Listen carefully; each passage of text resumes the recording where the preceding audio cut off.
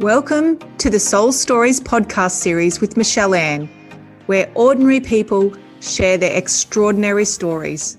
Grab a cuppa and join me in a heart-filling journey of self-discovery, where my guests will share how they overcame adversity, embraced their spirituality, and allowed their true light to shine. Looking for inspiration, guidance, and tips to find your true passion and purpose? You are definitely in the right spot. Hello, and welcome to the Soul Stories podcast series. I'm your host, Michelle Ann, and today we have a double whammy for you. We're up to episode 41, and we get to continue to talk to the amazing Jo Omer from the episode prior. So if you're listening to this one and you are wondering who this lady is, you very much should go back and listen to episode 40, where Jo and I have some amazing conversations about synchronicity and how we met at a Tony Robbins, I never know what to call those things, workshop, conference, disco, whatever, concert, whatever you want to call it, seminar, we'll call it a seminar, and how we met. And then we delved into so many different topics, ranging from how the body works, mind, body, spirit connection, feminine energy, all sorts of things. And we ran out of time and we're right in the thick of talking. So we decided that we were going to meet again. We've had raving reviews from our last chat. People keep messaging me. Jo said everyone keeps messaging her about how they just loved the episode before and all of the topics we spoke about. So we are continuing on. So I won't introduce Jo again because you have to go back and listen. That's it, full stop. Go back and listen and then come back to this one and you'll know exactly the amazing Jo and who she is. So we decided today we wanted to delve a little bit more into the modality that Jo has created, and maybe even a little bit of the history of how that came about. Actually, I would like to hear a little bit about this. Will be good for anyone in business who has business ideas and how that came about. Let's do that first. How you come up with an idea, let's do this modality, and then how did you bring that into actual reality? That would be a really cool start. And then we'll go diving into the depth of the physicality of Kunyin and how the modality works and everything like that. So let us know, Jo, how did this all come into fruition? Wow. Well, it's really, when it came to creating Kunyin, it really, I have to say, it started with a burning desire. It really started with a burning desire and something in my soul that was calling me. I was in India at an event with Tony Robbins in 2016. And there was Donnie Epstein was on the stage, who is Tony's body worker. And he said, there will come a day where the divine masculine will bow to the divine feminine. And when he said that, something in my heart just exploded. It touched my soul. And I burst into tears. And I knew, and I actually have a photo of myself in that moment that I could share with you and your listeners as well. But in that moment, I burst into tears because my soul recognized that that was my calling. Wow. So when Kunyin came about, in that moment in 2016, I didn't know that I was going to create Kunyin, but I knew that I would be playing a part in the awakening of the divine feminine, so that the divine masculine can bow, but we also bow to each other. It's not about the divine masculine being of service to the divine feminine, but of her rising such that he wants to serve her. That is powerful. Wow. And that's it. It hits you at a soul level.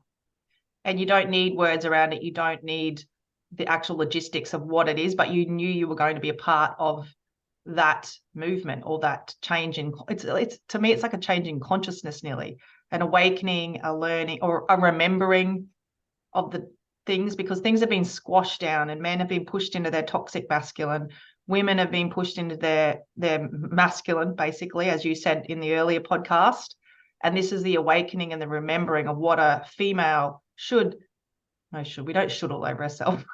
what a female essence is about and what a male essence is about, and how the two come together in beautiful synchronistic harmony, and also the polarity as well that brings the magnets together, which is really, really powerful. So I'm glad you said that, actually, because a lot of people have these ideas and they don't trust themselves, but you felt it viscerally in your body. I felt it in my body. My soul recognized it. Tears came out, and I just knew that what I was going to be doing was something that would serve women, would awaken that beautiful divine feminine essence inside women, so that we can shine and radiate, and so that the divine masculine wants to serve this woman. They're natural providers. And so for that to occur, and then also for us to heal that the unhealthy masculine in ourselves, and heal the unhealthy feminine in ourselves, and really be in harmony. And so when I say that, then, and for those people that are sitting there thinking, oh, well, that's all good and well, but, you know, what are the logistics side of things, you know, like how did it actually happen? And what could I get from this, you know? I feel that it starts with a burning desire.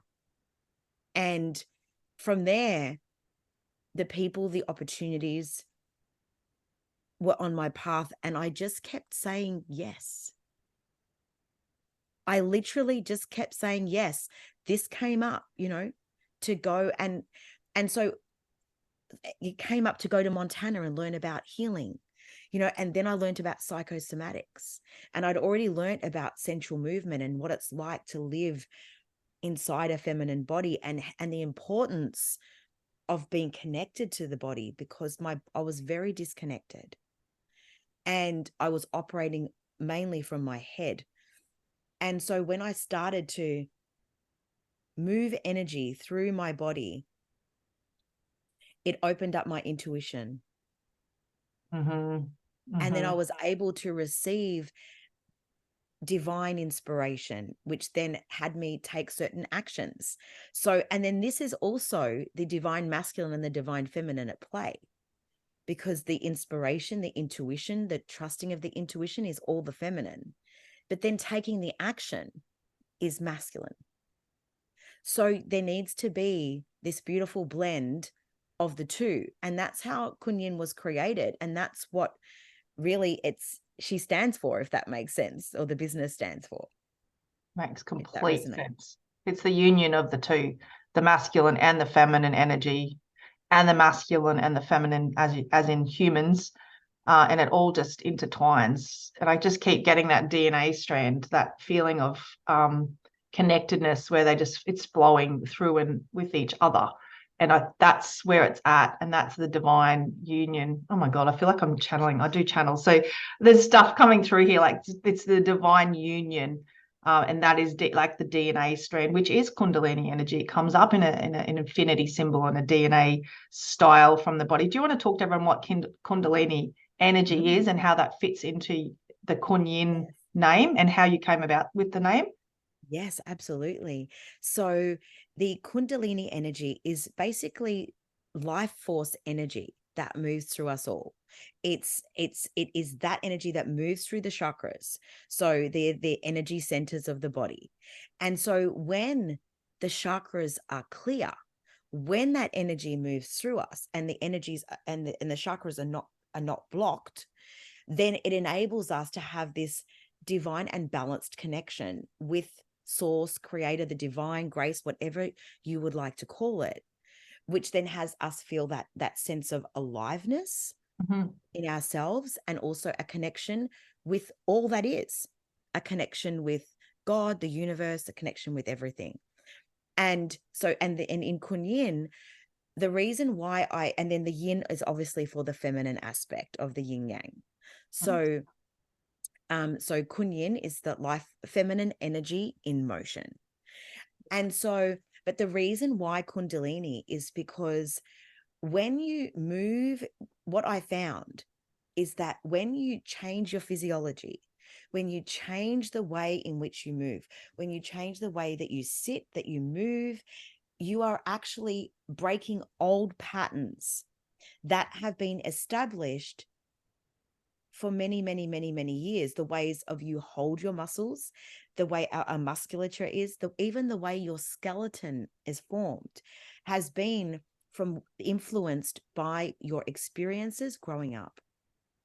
So the way I can tell by looking at a body or somebody's body, if they have had a traumatic experiences as a child, you can look at the way their toes are, the length of their toes, how their toes are, how you walk or how somebody walks, by their gait, how they have experienced life as a young person, particularly from the ages of 0 to 7, and it goes from the feet up to the knees.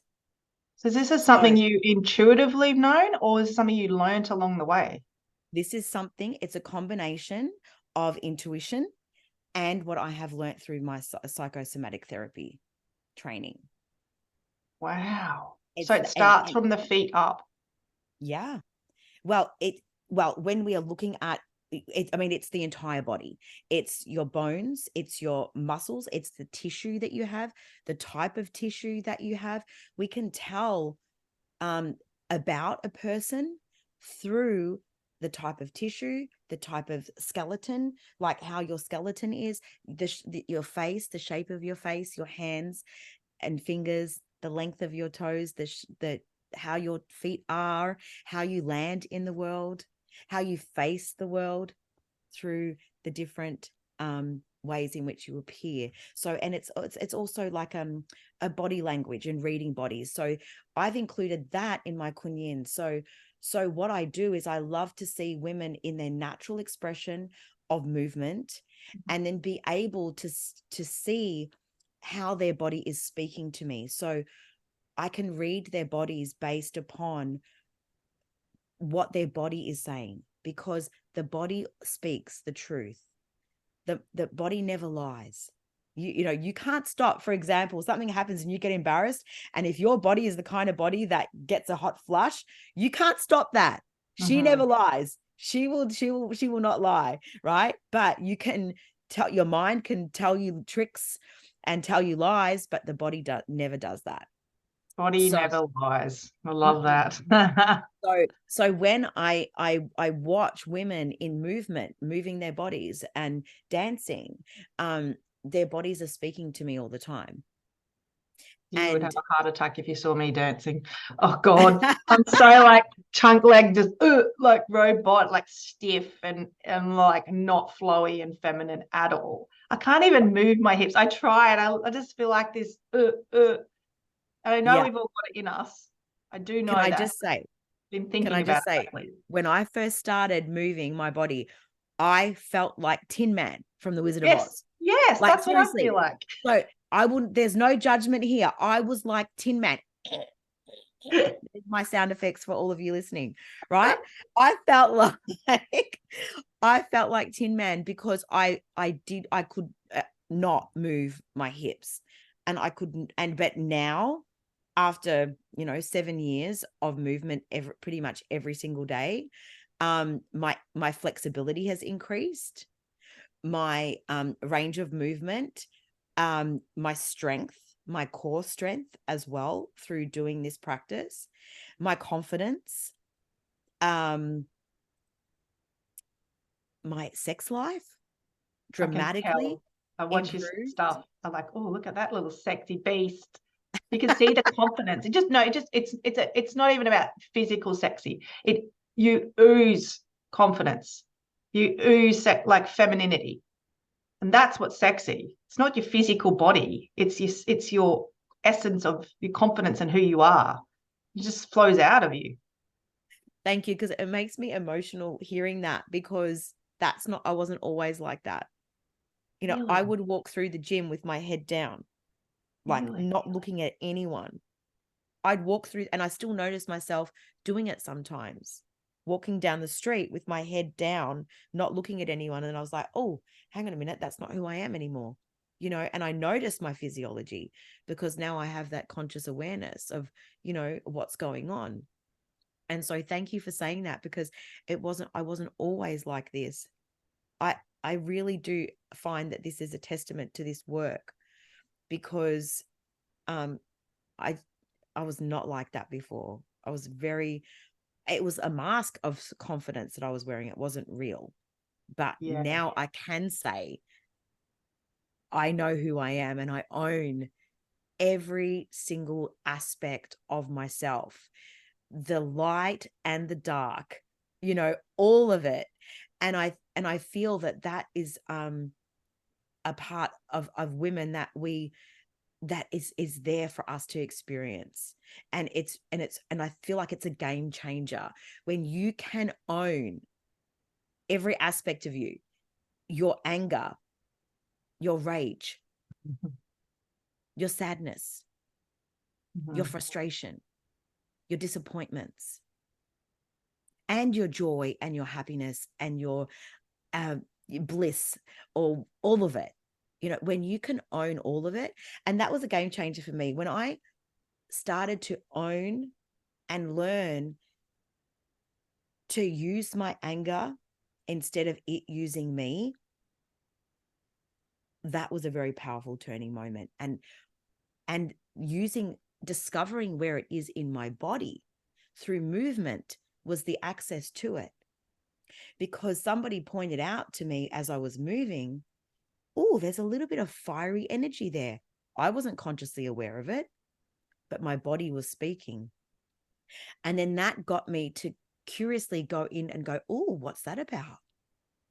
What's that about? And then I was like, interesting question. So then I started exploring that. And I actually then was able to be honest with myself and recognize that I had a lot of anger inside of me. Mhm. Underneath that was hurt as a little girl. And once I could know how that shows up in my body, and then how do I move that energy when it's there? Or how do I hold it if I don't want to burn people with my fire? Right? How can I hold that? How do I know when it's coming up so I can have mastery over that emotion?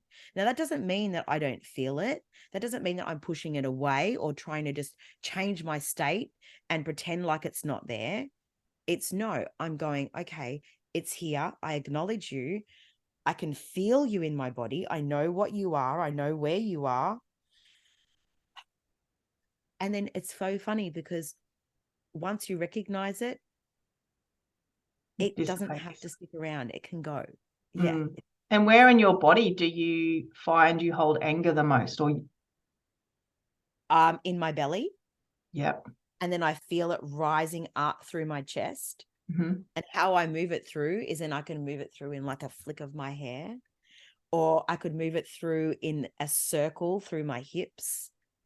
I can play with it through doing really slow hip circles, that I can play with that energy and I can bring it up through my chest, through my heart. So it can connect to my heart and then come out through the top of my head. That's incredible. I'm getting to Yes. watch her. You guys can't see her, but like I'm mesmerized. She's doing these movements. I was like, oh, wow. So you're Yeah. literally moving the emotion of anger through your body by physically moving your body in a certain way. Yeah. And Mm. often for me, I love feeling the fiery anger. I love feeling fire in my thighs. Mm-hmm. Mm-hmm.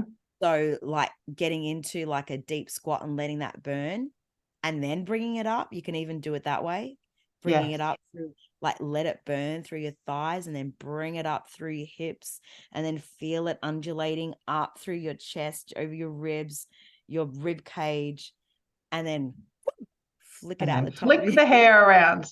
That is so cool. And we talked before we got on about hips. I'm very fascinated by women's hips and all the emotions stored in there. Mm. Which have you, over your time, have you noticed any particular emotions that do store in the hips?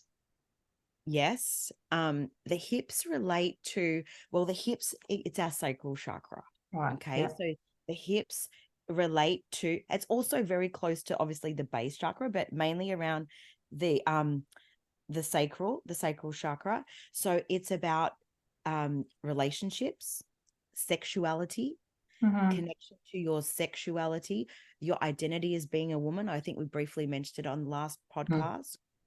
podcast.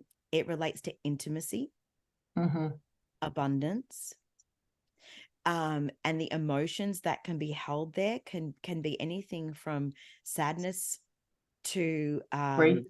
grief, frustration. I mean, grief and sadness are also held in the lungs. Yes, I did know that. So, but through the belly, yeah, feelings of anger, frustration, and sadness. I mean, and it's also very individual. But going back to the hips, support is a big one. Feeling Mm. supported, Mm. support and balance, Mm-hmm. stability. Because think about it this way: if you have instability in your hips or in your pelvis area, it's very difficult for you to move forward and walk, isn't it? Mm-hmm. Mm. So they play a very important role in support, in moving forward. And but then if you look at the tissue around it, a lot of women hold a lot of tissue around our hips. Now, this can also be, depending on the type of tissue that you have there, it can also be a mechanism for protection. So if you've been hurt or have fear of intimacy, we may hold a little bit more tissue in those areas to protect ourselves. Mm. So interesting, and how intricate everything is combined and works together to bring this. And I'd love to hear your thoughts on, you mentioned, is it Donnie Epstein that does? Yes. Yeah, so he does, I think it's the same person. I had another friend that was in Platts, and she was showing me videos of her husband having a session with, I'm pretty sure it was him, his energy. So it's Tony Robbins' energy work. Energy, what did you call him before? Energy worker. Yes. Energy worker. And he is incredible. Like, he moves his hands over the body, and the body just goes into waves of convulsion. It happens quite regularly in my own healings that I actually do. I can see people's bodies convulsing and moving. It's incredible to see with the human eye. But this guy's next level. It looks like people are having an exorcism sometimes, the bits I've seen. Have you experienced a I session with him have. yet? Oh, Yes, I have have you? quite a few times. Yeah. He is incredible. He is a very gifted man, and he's very connected. And the work that he does is actually, he works with the field. He works with energy. And so he does a similar thing. I mean, a similar thing to what I do, except I'm mainly with the body and the physical movement. Well, Mhm. he does it the same. I mean, it's an awakening. It's clearing the energy field. It's clearing the energy centers. It's awakening the kundalini, just in a different way, using energy. Yeah. So he And then works on the field. yeah, he works with the energy field around us Mhm. to then literally will be like, it's like, sometimes, if I could describe it to the listeners, it's like sometimes there is like a string being pulled, but you've got your face down, so you can't see what he's doing, but it's like he's pulling a string, but your body just automatically wants to move with it. Yes, I get the word So puppeteer. It's yeah, like a so puppeteer. I've seen it. Yes, so yeah, he'll so pull then up literally, and he moves. yeah, and the energy moves through your body, and then people can have um a very blissful experiences, because they're connecting to that universal consciousness, which I call the creator, or the universe, or whatever it is that you want to call it, God. Mm. um and so yeah, he connects you with that field um through clearing that center, and yeah, it's pretty cool. And what It's was very your experience after it? How did you feel? I felt very blissful. I have felt very blissful, and I've also achieved similar states through doing kunyin. Yes, It's a different way to get there. yes, there is So very many different ways to connect the physical and in the unified field. yes, but I feel that the key aspect is clearing those energy centers that enables you to have that clear channel to receive that divine energy Mm-hmm. from the creator, from the universe, from, or the field, depending, whatever, many people call it different things. Yes. Um, So do you do healing yourself, or is like you've got your yes. kun, when you say kunyin, is that, what does that look like? Like in, is it a online thing? Is it physical? Is it dancing? Is it trauma work? Can you explain to us what it actually is? So Kunyin is really a class. It's a class style environment to music, and it goes for about 60 minutes. But at the moment, we've got express classes happening for this month where we're just doing for those women that are really, really time poor and that just want to really find a balance in their day to connect into themselves. We're now running 30-minute Kunyin classes online. Um, and so it's a class that's set to music that enables you to drop into your body, to get out of your head, drop into your body, ground yourself down, and go on a journey of exploration of different emotions and movements that will support you to move that energy through your body through one of either myself or one of my licensed instructors from all over the world. So yeah. And then to be able to finish off in a state of groundedness again and closing back that beautiful energy field so that you can feel safe and protected in your body and go about your day feeling aligned and Mhm. balanced. Yeah, And sounds beautiful. Like, yeah, amazing. So yeah, I'm definitely going to get in and do a session. Have you ever done trauma work with ladies, or has it mostly been the dance, like moving your body style? so what I have found over the years is that more and more women that come to class, it doesn't happen as much online, but they do have emotional releases. Yes. And um, just allowing that emotional release to happen. Mhm. And that can be through, a frustration. It could be sadness that is happening. Um, um, and then being able to support them through that is something that we do. And by creating, because what I found is when the body feels safe or when a woman feels safe, she'll be more inclined to release. And unless she really, really knows and trusts her body herself, often it won't happen. It can be a mixture of the two. Often it won't happen at home, but when she's in the presence of other women, she'll feel safe enough to let it go. Safety is such a big piece, and that plays out in the bedroom. Time and time again, I've seen it. Like, if you don't feel safe in your body, you're not going to have an intimate, beautiful relationship. If you don't feel safe around the man or the woman that you're with, then you're not going to be able to completely let go. As you said, surrender, let go, because there's an element of still hanging on to a piece of not feeling safe. And I Yes. think that's huge. And I think the kunyin and that type of movement will definitely help move that. So you're not doing trauma work like one-on-one with women, but you are, in a sense, you're taking them and allowing them to express their emotions, move their body, feel, surrender, and connecting with the universe, basically. It's Yes. amazing. And so Oh, the class is held in the energy of unconditional love, yes. so when they feel that element of safety, very often they will release and let go. And then we have our instructors that are trained in to know how to hold that space for them. And many of them are trained healers as well. Mhm. So knowing how to support them through that afterwards, if anything does come up. But for the most part, women leave the class feeling blissed out. I'm getting this Like, message and it's coming through thick and fast. I just have to say it to you. Do you run retreats to bring yes. women together? You do. Yeah, I'm actually running one next month.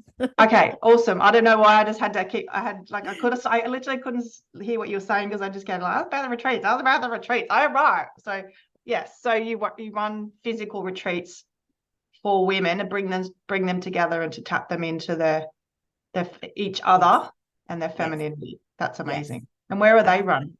So I am running one actually next month in Ukai, which is in northern New South Wales, about 30 minutes south of Gold Coast, Coolangatta.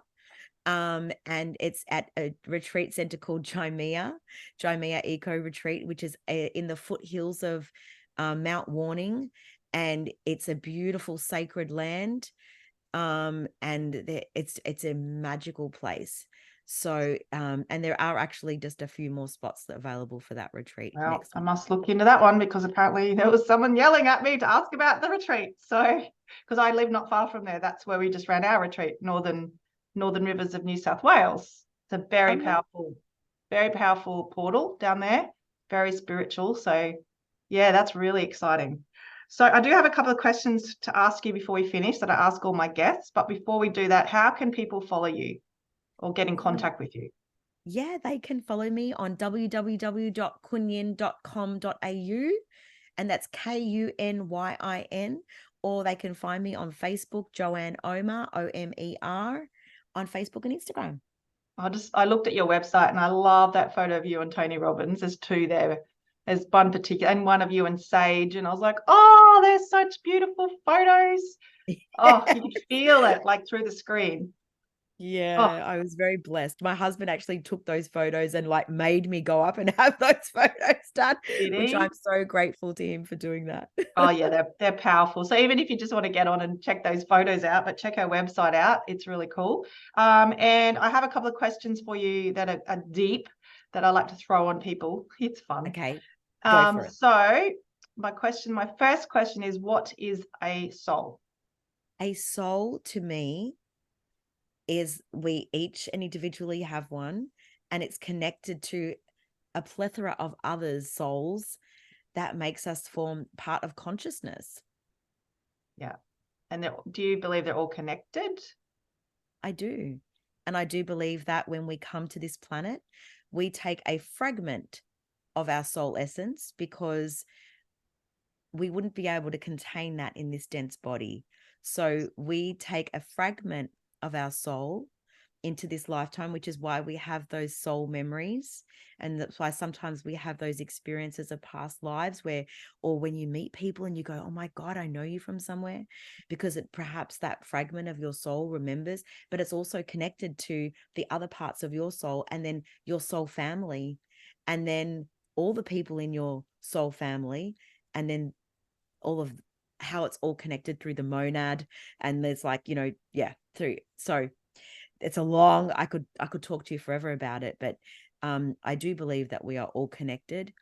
I just feel like it's our humanness that keeps us disconnected. And that's Yes. why it's important to clear your chakras, move energy, clear Mhm. your belief systems, get rid of any belief systems that do not serve you to connect to the highest truth. And then you will be able to connect into all that is. Do you ever use plant medicine? No, No. Have you tried cacao? only cacao. Yeah, So I yeah, lied. yeah. Yeah, because I So even cacao I have had, but I don't do any other types of plant medicine because I can actually have altered, yes. incredible experiences without them. Same. I've had it, like I've done breath work and I have been in different realities. And I was like, wow, this is incredible. And even cacao, to an extent, when you're using it properly in ceremony, is very powerful. So we run cacao ceremonies as well. And I just love sharing the magic of cacao and the vibration of it. It's really cool.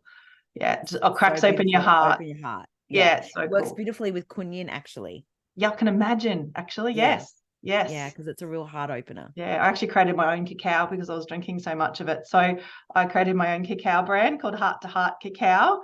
And yeah, everyone just loves it. They're just like, oh my God. And they all say I make it the best, but I'm like, anyone can make it. It's easy. It's just you put the love into it and then you share it with people, and it's absolutely beautiful. My next question is, what happens after you die? Mm. Well, I believe that my soul is eternal. So only my physical body in this realm dies. And then I believe that we go to a place where we review, we see how we went. Did I achieve what I came to achieve? What did I learn? I meet with my soul family. I meet with my council of 12. And I believe then that I choose whether I want to come back again, do it all again, but and take it to the next level. So, the way I live my life is that, my next life that I come back, like this one's going to be like, it already is like freaking amazing and extraordinary. And I'm kind of get excited because I was like, oh, what would then, if this one is so freaking good, like what's my next one going to be like? Like it's going to be off the charts. So Yes. that's how I That's feel so about it. cool. So you believe it's like it's sort of an incremental thing. You have your karmic lessons and you learn them and you come back and then an ascension is what we've all called it. Yeah.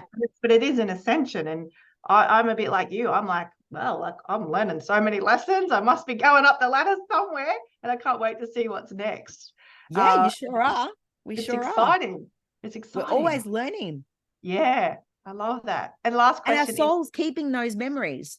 yes. Our souls is the growing and evolving soul, Mm-hmm. you know. On So this yeah, journey. and so as we grow and evolve, like that beautiful soul gets so much more wisdom.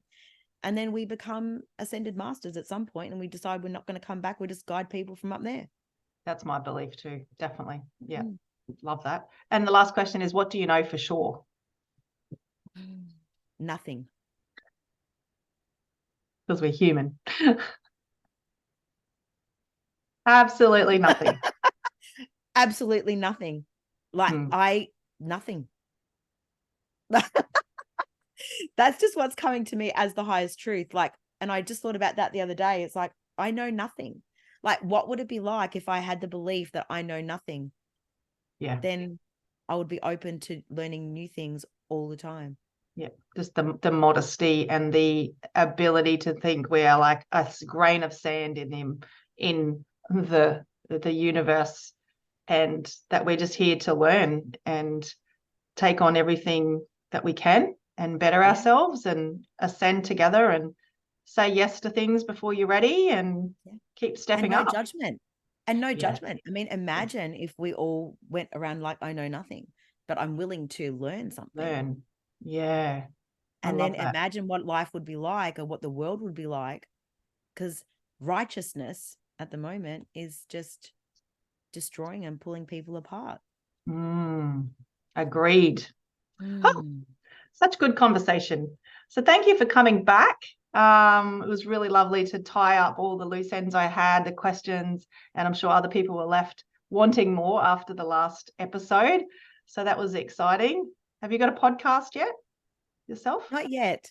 Oh, Not yet. I'm I'm just being guided. you're heading that way. I If you just ever do trust. need one, we've got a podcast product where we actually help people get their podcasts out there. So reach out and we can help you get your voice out there, because you've got lots to teach people and so much to give people that, yeah, I think your voice needs to get out there wide and far and just reach as many people as possible. So, but excited to hear how your retreat goes and all your future goings on. I'll definitely keep in contact, but really appreciate giving me another hour of your time. And I will catch up with you in the near future. Thank you so much. My pleasure. Thank you for having me.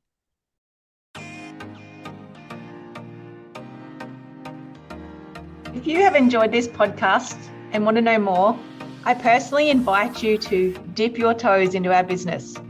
My sister and I have created an amazing bundle that allows you to taste test what we both have to offer. Get in close proximity, feel the magic for yourself, and see what our extended family tribe love about those two sisters. To get all the taste tester deets, head over to www.thosetwosisters.com/taste tester. See you there.